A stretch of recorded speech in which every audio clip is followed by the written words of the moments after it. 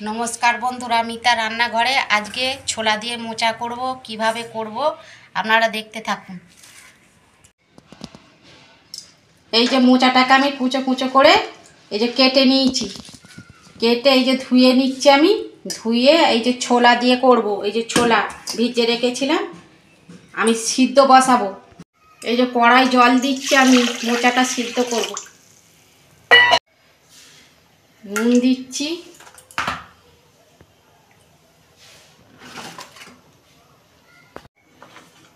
হলুদ দিচ্ছি।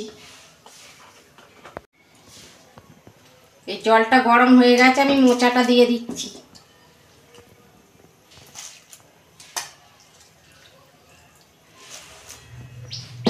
ছোলাটা দিয়ে দিচ্ছি।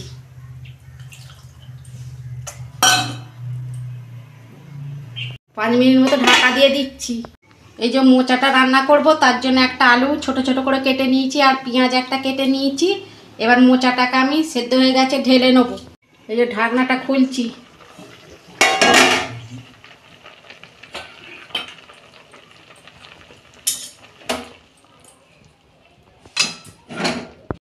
এই যে কড়াই তেল দিচ্ছি, আলুটা ভাজবো।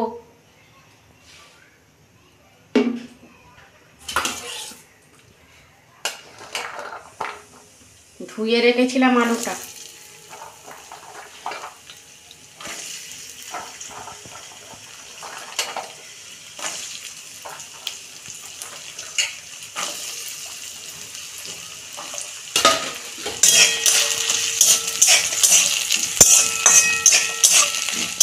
দেখুন বন্ধুরা, আমার আলু ভাজা হয়ে গেছে, আমি তুলে নিচ্ছি।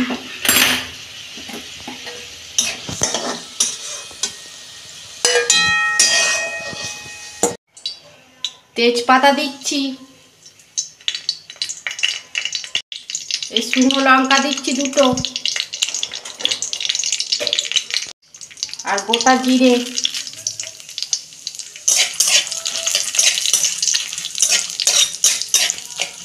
এটাকে আমি একটু ভেজে নেব।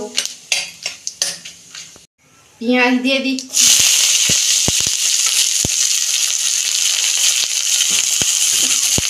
ভেজে নেবো 2 মিনিট মতো ভালো করে।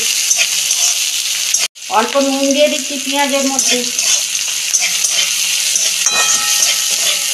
দালচিনি, লবঙ্গ, এলাচ দিয়ে দিচ্ছি।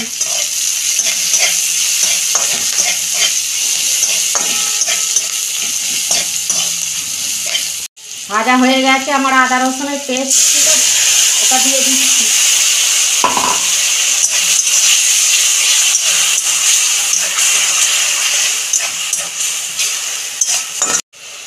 হলুদ অল্প দিচ্ছি, মোচায় দেওয়া ছিল তো।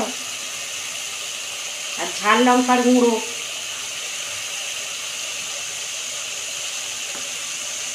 ধনে গুঁড়ো, জিরের গুঁড়ো,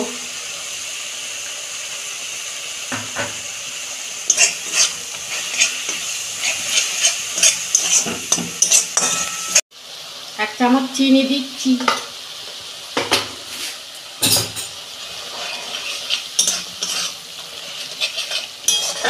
এটা একটু ভালো করে কষতে নেব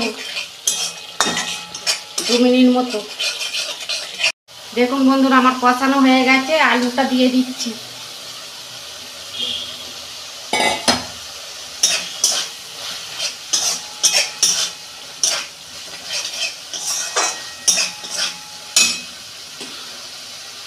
মোচাটা দিয়ে দিয়েছি,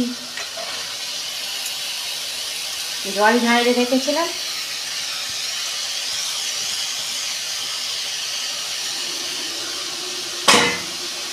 এটা সিদ্ধ আছে তো, আর 2 মিনিট মতন এবার কষে ঢাকা দিয়ে দেবো।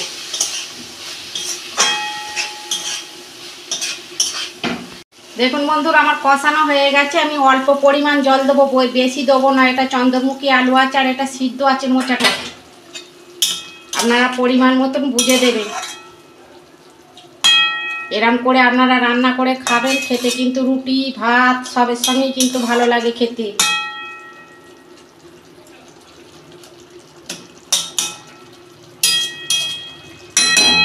দু মিনিট মতো ঢাকা দিয়ে দেবো।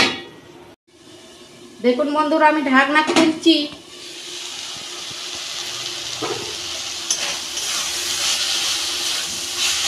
এই দেখুন সব হয়ে গেছে সিদ্ধ।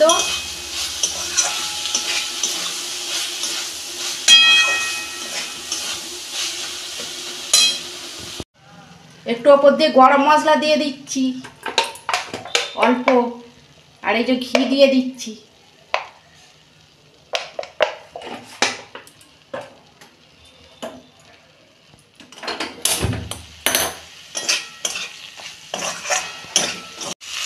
আমি এবার ঢেলে ফেলছি।